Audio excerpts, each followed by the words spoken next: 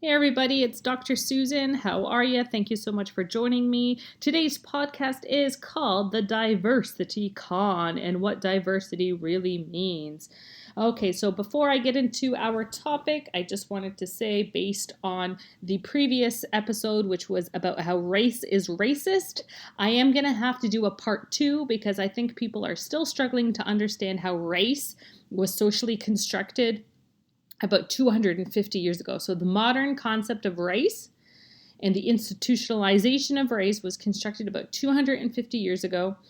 And some people are getting confused because they're saying, oh no, but in the Bible it said white people and black people. No. The white people and the black people in the Bible is talking about moral and spiritual status. So white and light is always associated with good, and then dark and black is always associated with bad because it's the absence of light. So in the Bible, one of the most fundamental things is that God is light, or good is light, and God is good. So the absence of light would be the absence of good, and hence the dark side would be the bad or the evil, okay, or the immoral. So what happened was when they created, like the social architects created the concept of race, they used the Bible and they decontextualized it so that it would seem to support the idea that, there's white people and black people and that black people are somehow lower or deficient or evil or whatever. And so that's how the Bible was misused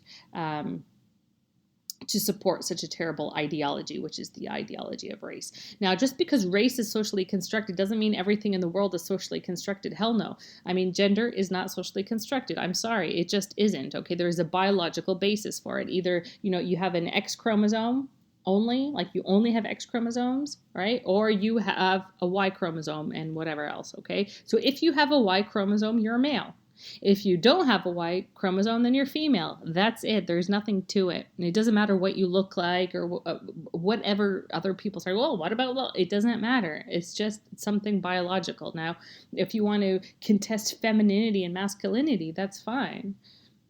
Because even the ideas of masculine and feminine, when you look at it from the ancient texts, it does not mean what masculine and feminine began to mean, later on, let's say post 1600 or whatever, right?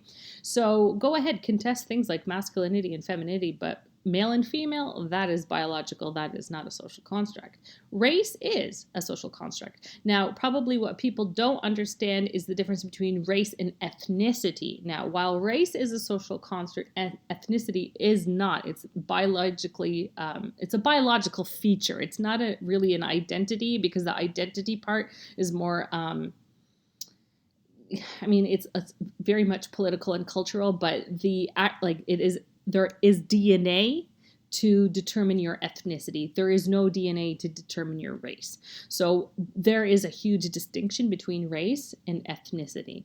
Okay, so I think perhaps if we tease out these nuances, then people can kind of understand how race indeed is a social construct, and it was not around in ancient texts or pre-biblical times or whatever. Listen, in pre-biblical times, or even during the Bible, the times of the Bible, but let's just say pre-Bible times, people did not migrate and come across so many different kinds of phenotypes, right? Which is the expression of genotypes. And so what you would have in Rome or in ancient Greece or Babylonia would be a lot of very similar phenotypes. And so you wouldn't find texts saying white people and black people. You just wouldn't if it was talking about phenotype, because everybody in that area would have a very similar phenotype. Okay, so it was never about the physical description of people. In classical times, the group statuses was not about phenotype, but rather about, let's say, classes in terms of wealth, or classes in terms of education, and I don't mean going to school, but education as in, your philosophical understandings of the world, and the ties that you had with nobility or royalty who were paying your way to become a philosopher or be associated or whatever, okay? So in those times, whoever was writing and documenting the different classes of people based on wealth or based on philosophy or based on whatever, they would have not seen a diverse group of people. or I'm saying diverse, and that's the topic of of our podcast. I shouldn't say diverse because diverse really has become problematic, but they would have not seen a spectrum of colors associated with distinct groups in their society. That just is an impossibility. So just forget about that, okay? In those times, everyone pretty much had a very similar skin tone for who they saw. Okay, now if they traveled abroad, like they took a year-long trip abroad across the ocean and then saw somebody else with a different skin type, they would not come back and be able to write texts about that one person in a racial structure. It's just impossible. Forget it. Anyway, I'll talk about it in the next episode. I'll do race is racist part 2 and really tease it out because honestly, like we got to get through this. Anyway, let's talk about today's topic, which is kind of related, right? Diversity. So what does diversity mean? We hear it all the time. We have these horrible things called diversity officers, like gag me with a spoon. Diversity offers. Oh my God. So anyway, diversity really means, you know what it means? Divide and conquer. And I'm going to even talk about how one time I tried to challenge the whole concept of diversity, the way it's used today, by the way. So I don't want anyone saying, oh, I found a text from ancient China and it said diverse. No, I'm talking about the way we use it today and have been using it for the past, let's say, 100 years, okay? The way we understand it today, which is the most pertinent. Diversity simply means divide and conquer. Diverse, divide, okay? Div. Anyway, and I'm going to show you, I'm going to include some of my PhD proposal where I thought, okay, hey guys, you know what? I noticed that diversity as a concept and an institutional component of the education system and our political discourse is super problematic. And I do believe that it is a source of division. So what are we doing here with this whole concept of diversity? Literally almost got kicked out of the university. And for someone like me who clearly super intelligent. I don't want to like toot my own horn, but super intelligent, very capable, astute, gifted researcher, totally on the ball, have my, able to open up my mind and really dig through things, not proud at all. So if I'm wrong, I'm ready to say I'm wrong and then just try to go find out what's right. So for me to have that kind of backlash was like a huge sign to me that the institutions hold on religiously to their political discourse. And there's a number of reasons for why they do, and I'll talk about that in another episode, just like the psychology and the politicking that goes on in academia that really makes it a corrupt place. But I will definitely give you guys some details from my PhD proposal, and I'll even tell you what happened when I tried to submit it, and then I got like the phone call from the dean and other members of my committee, summoning me basically to my academic death. But whatever, I survived and abandoned the topic, obviously. It was just like, okay, clearly not supposed to F with your god of diversity. But anyway, let's talk about this. So I found this from Forbes.com. Forbes is obviously part of the mainstream media, total shills. And let's see here. This is a quote from Forbes.com. How can we acquire, train, and change diverse employees for them to succeed and thrive in our culture? All right, so that's the end quote. So obviously here, Forbes' talk is not a fan of diversity, but they're not a fan of diversity for the wrong reasons. For them, it sounds like there is some kind of discriminatory element. And the way I can see that there is discriminatory element is by the old us and them dichotomy. So here we have the writer saying we, so our culture, we acquire and then thrive in our culture, right? And then them is referring to the diverse employees. So here's two groups. It's us versus them. We, the normal culture, and them, the diverse people. Okay, so what in hell do they mean by diverse people and what do they mean by us? So it just becomes weird. Are you saying non-diverse and diverse people? Well, yeah, that's what they're saying. So let's check it out. Here's another quote from the same article on Forbes. And I quote, diversity and inclusion requires diverse and non-diverse leaders to work together. All right, end quote. So, non-diverse, what does that mean? Let's clarify. So, diversity is a term that that is supposed to talk about a group of things, or a number of people. You cannot have one thing that's diverse because diversity is supposed to refer to multiplicity. So you cannot have a diverse leader or a non-diverse leader or non-diverse leaders. I mean, that doesn't make any sense because either the group of leaders is diverse, meaning they're not homogenous, right? Like there's many different ways of thinking going on, not just everybody in an echo chamber, okay? Or they are diverse where there is a lot of different opinions and different ways of solving a problem, and then you could say that that group is a diverse group, okay? But you can never say non-diverse leader. That does not make sense. You cannot describe one thing as diverse or non-diverse. It just doesn't make sense, okay? Because it's a group characteristic. Okay, so already you can see that diversity has begun basically just to mean, in practice and in the psyche of the masses, white and not white. So basically, diverse would be not white and non-diverse would be white. That's pretty much it. So it's the us-them dichotomy. And so just like the Jews have their opponents, sorry, not opponents, just like the Jews have their opposite. Oh my God, I need to learn how to read better. So just like the Jews have their opposite, non-Jews, which are known as Gentile, whites have their opposite, which is diverse. And that's all it means in practice. And when I tried to bring that up to the university, they were really upset. Like, oh, don't show the man behind the curtain. Oh, I don't know what their problem was. But anyway, so then that becomes a question like, why did the social architects, the inventors of race and all other things that are meant to divide and conquer, why didn't they use the better word to describe the multiplicity of characteristics found in a group, like an assortment or variety? At least these words would make sense, and it would be very hard for them to be misapplied the way the word diverse is. So when you would say, oh, he's a non-varied leader or an assorted leader, you can quickly see the stupidity of how the term diversity is applied. Okay. And just to kind of show you what I mean about how diversity simply means not white, here is from the LA Times an article called Readers React. Diverse is just a euphemism for non-white, even if those non-whites make up an ethnic majority.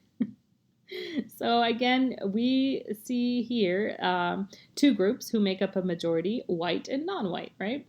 And I mean, I agree that diverse is just a euphemism for non-white, absolutely. But we need to dig deeper because we can't just allow it to be white and non-white, because that's also problematic thinking, because now it's us versus them, and that's the whole divide and conquer manifesto. Okay, so what I want to tell you is that you will often hear people say there are so many colored people these days in our community. Now we are the white minority. And they're saying this as if there were only two ethnicities, white and non-white. And that's where the problem is. Like, there are thousands of ethnicities. And yes, ethnicities are biologically based. Okay, got it. So we got to understand the words, because really it is a lot of political doublespeak, and they confuse you with the language. And believe me, I did my Ph.D. in discourse analysis, so trust me, there is so much on how words influence your psychology, your action, your belief, your ideology, your knowing, everything, every aspect. And I'm not sure if I posted it on my YouTube. I'm gonna have to post it, but it's the pilot episode for the podcast. But I'll definitely dig in deeper, because I think people will find it useful and very interesting. So, as I constantly have to mention, I do not believe in any racial category, and yes, I believe in ethnicity, but I'm not going to go into it right now. But even this LA Times article title shows that diverse just means not white. And there you have it again, the us-them dichotomy, the fundamental way to divide and conquer and control the great unwashed. You don't quite get it? Okay, let's look at the word diversity itself. Okay, let's just look at it not even in context. So you can't say, oh, maybe it was just, taken out of context. No, let's look at it out of context, just straight up, okay? So if you look at it in the dictionary, okay, look at the prefix. The prefix, so div, it literally means two. So by, die, to. So die, like diversity, it means two. Bi also means two. Die, like a dichotomy, like we were just talking about, die means two. Okay, and that's why we always get two groups, us and them, whenever we talk about diversity.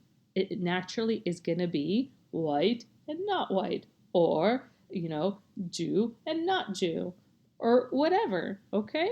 That's how the social architects works. They're smart. They know how language and words work. So that is why I was like, I'm going to learn everything that they know and more, and I'm not going to fall into these traps anymore. And that's why I made this podcast, because I feel like it's important for everyone to keep going. Just do it. Just learn it, for God's sakes, and stop complaining and stop getting confused and stop with the crappy decisions and stop with the, dumb idea of politics and I'm talking about massive institutionalized politics. Okay, I'm not talking some a-hole is going to be like, oh, but everything is politics. Yeah, I know everything is politics. I'm talking about institutions here. Okay, so anyway, let's keep going about div, right? Div for diversity. Div is a Latin root which means separate. So you're separating people. Okay, and that's why we have words like divide, as in divide and conquer, diverge. Okay, that's interesting to say the least. But let's go back to div, which means two. Remember we talked about that? Die, by, to. So divide, which means to separate into at least two groups. Diverge, separate into at least two paths. Diverse, separate into two verses. Okay, and what the hell is verses? Well, verse, V-E-R-S-E, comes from V-E-R-S-U-S, versus, as in two opposition teams in a battle, like Rocky versus that Russian guy. So that is diversity in a nutshell. Divide, oppose, versus, die, versus.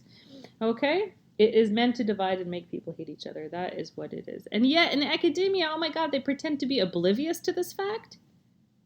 Okay, so are they completely unprincipled academic mercenaries ready to sell their children for $1 if that's what, big government tells them that they're going to fund their research projects if they, hail the almighty diversity overlord? Or are they completely inculcated to the point of sheer Kool-Aid brain? Just add propaganda and mix. Because that's the only way anybody would jump on this bandwagon. And for me, I got into a lot of headbutts with the faculty at the university, because there was a lot of things like oh God, what was that horrible thing? Post-humanism. Oh, good Lord. They really wanted me to do a whole bunch of research on post-humanism and then publish articles on post-humanism. And I'll have to do an episode on post-humanism, because if you don't know it, there is nothing more disgusting and destructive and dangerous than post-humanism. Like, if you thought the other isms that we had were terrible, wait until you get a load of that. So I will definitely do an episode on that. But I know I was just like, kick me out then, because that's against the very fiber of my being. I'm not doing it. But again, my name is Dr. Susan. I did get a Ph.D. I just did not do it in anything related to diversity, a challenging diversity, or accepting a post-humanism.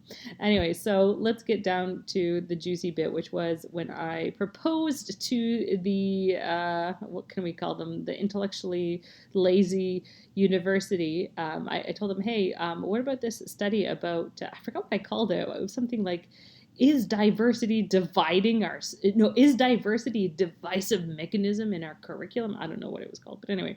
So one of my questions was, and I just copied and pasted it from my actual proposal paper, is programmatic literacy curriculum complicit in increasing difference, ethnic misunderstanding, and inequality? If so, how? So the proposed study aims to provide an opportunity to develop stronger consultative partnerships between communities and educational ministries so that alternative epistemologies, which it means alternative ways of knowing, may be considered when creating official curriculum. And then it kind of goes on about other things. And then I write, the binaries of us and them are artificially constructed in unitary fashion, disregarding the differences within each construct. And that is partly quoted from Ghosh and Abdi, 2013. Now, there's a lot of things that I agree with Ghosh and Abdi, and a lot of things I fundamentally disagree with. And that is something, if you are somebody who wants to seek truth and you're sick of the BS and you don't want to hear the propaganda, it really is something you have to understand, is that you will never find 100% truth in anything. And I can't remember what episode I covered this, but sources, even if they're super well-meaning, like me, for example, I can make mistakes. Like, I will never make disinformation, which is purposefully send out information that I know to be wrong. But maybe one day I might, think that I'm saying something true and it's misinformation. And then that's why I like to get my work vetted before I publish it, because I do think that the words and ideas are extremely powerful. But even then, like, it's always up to you, the listener or the audience, to be like, okay, some of the things like I can jump on board with, but other things that I just can't. And that's good. So even if later on, like 5 years, you'd be like, you know what, Dr. Susan was saying A, B, and C, like I agreed with A and B, but not C, but now I agree with C too. That's fine. You take your time with it. Or you could say, like, I agreed with her on A, B, and C, but, I came later to understand that C is false. Good. Then, shoot me an email or something and I want to be right too. I don't want to be wrong. So yeah, we got to have this conversation. Okay. We can't be just afraid to hold on to things that we, for some reason, tied with our identities. And that's what pride is, by the way. That's why pride is considered a sin in a lot of religions. It's because you're too proud to acknowledge when you are wrong. You are too proud, thinking that if something is associated with your identity, that it has to be paramount or superior or whatever. And this is called pride. Anyway, what am I even talking about? Oh yeah, because I quoted Ghosh and Abdi, I just want to let you know that I agree with some of the things, fundamentally disagree with other things, and that's fine. And that's with a lot of scholars, by the way. I mean, are there scholars where I just think everything that they're saying is absolute rubbish? Yes. And fundamentally rubbish for sure. But I mean, most of the time, like, if somebody is, coming from a completely different ontology, right? So their understanding of how the world works or what reality is, they would say things like killing babies is wrong. Well, yeah, I agree with that. So I'm not going to say, well, because you have a completely different ontology than me, I'm not going to agree with you that killing babies is wrong. No, you don't throw the baby, you don't throw the baby out with the bathwater, right? You take what's right from everything and you throw away the rest. So if there's anything like that, that you come across and you say, like, oh, well, that source is a shill, therefore everything about this is a shell, or that's a great way to get lost into basically nihilism, which is a horrible place to be. We have brains, we have our faculty of reason, we have discernment, and we are able to sift through the good and the bad. It's never packaged for us. Things are not labeled good and bad. I mean, people try to label things good and bad, right and wrong for us, but that is a deception, right? That is an illusion. We always have to use our brains, and we are capable. All of us, each of us is capable of sifting through it. It just takes time. And that's all it is. It's part of the journey. Okay, so anyway, back to my PhD proposal questioning this whole concept of diversity. The importance of steering clear of identity politics and the politics of difference helps disrupt the we-they dichotomy that maintains inequality. For, as it has been noted, not only do schools sustain asymmetrical social relations of power, but they also foster the binary oppositions. Therefore, it is essential that education research investigates these issues and provides insights and recommendations to reduce the effects of such binary thinking, categorization, for example, of race or, home country or whatever it is, and identity politicking. Then I go on. I think that the whole idea of identity politics really scared them, because that's really the louche of the faculties of education in universities, unfortunately. Anyway, focusing on problem solving, I am interested in recognizing inequitable barriers and providing opportunities for students to develop self-advocacy, to have their unique identities recognized and valued, to further to help students develop their own self-conceptualization, identity formation, and self-esteem. In this sense, students can better be equipped to face social ills, and they may have access to more opportunities to create their identities and to create their own opportunities. To achieve these goals, it is imperative for students to understand not only others, but to understand themselves. Okay, and I think that's a key component that's always missing. We're always out to understand the other. It's like, why don't you just try to understand yourself, and everything will fall into place after that. And we don't need to worry about grouping others, categorizing others, and others, the invisible boogeyman, others. I'm so scared of the other. Let's not be scaredy cats. Okay. I want to encourage and foster self-realization, achievement of potential, and forming of identity as non-negation. Okay? So I am this rather than I am not that, since one's identity is generally formed in relation to others. I'm not sure if you guys knew that, but we usually define ourselves by what everybody else, is not. Okay? Or whatever you are, I am not. So it's usually like a negation. So as educators, we must understand student experiences and how identities are produced differently. Blah, blah, blah, blah. Anything else that I want to read about this? It is necessary for students to have the autonomy and freedom to be who they are and build their own individual identity without presuppositions and assumptions preceding them into the classroom. So that basically means like these racial categories that we have for them, or these boxes that we have for them when they enter, and then that's kind of, we kind of just squeeze them in there. Like, okay, how are you fitting into the paradigm I have of you already in my mind before I met you? And that's really terrible. So I, proposed, that was kind of like the meat of it. I proposed this to the university. The dean called me. I had to go into the dean's office. There was the committee, and they were like, this is so nonsensical, and, diversity. No, they didn't say that, but they were really just trying to make me feel dumb about questioning the concept and the institutionalization of the term diversity. And so I was like, okay, if you don't want me to talk about it, I'm not going to. And they really hated my reaction, because I didn't try to defend it or try to say, oh my God, yeah, you're right, I totally see how it's illogical. I was like, no, I see what's happening here. You don't want me to talk about it, I won't. That's fine. There's a million other research ideas that I can do, right? Like, I'm here for myself to get a deep, deep, deep dive into knowledge, which is why I wanted to do it in education, right? Because I really want to understand how we learn, where we learn, why we learn, what are we learning in the institutional arena, but also all of those things in the informal arenas and informal domains. I wanted to understand all of it. And so diversity was such a small part of the whole big picture. I was like, I don't, if you guys don't want me to talk about it, I won't talk about it. I have millions of other things that I want to talk about. And then once I get my,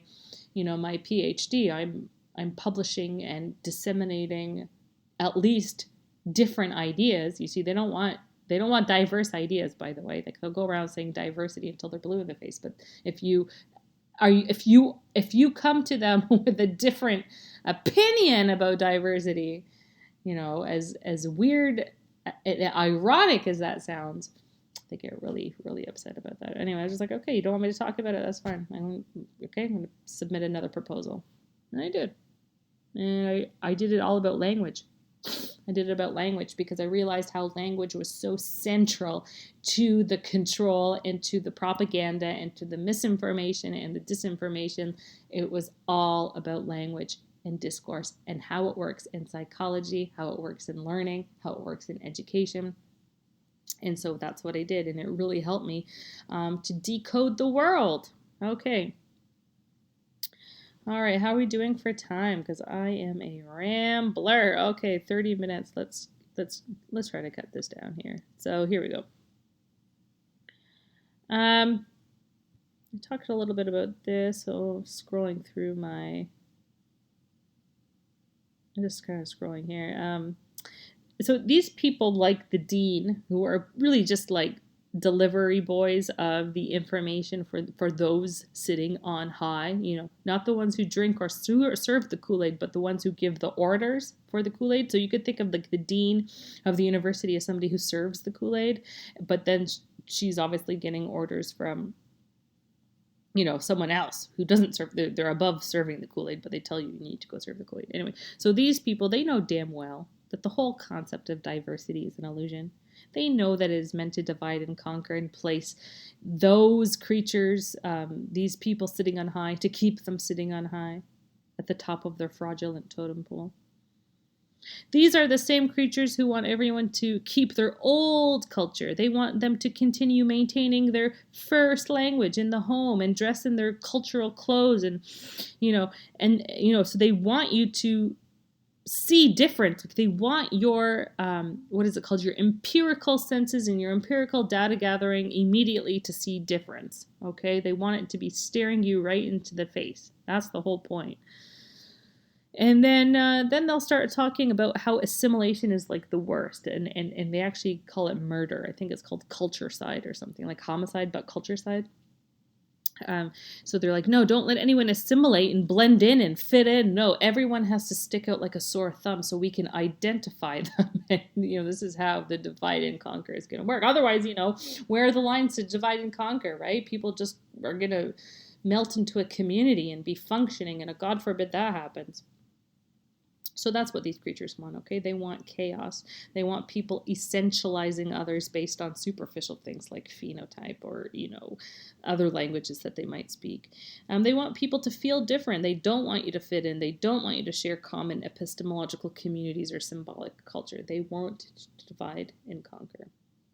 Okay, now I have other stuff here that I was going to go over about how critical race theory is a communist divide and conquer tactic, which was an article I found on thefederalist.com, but I could just save that for another episode.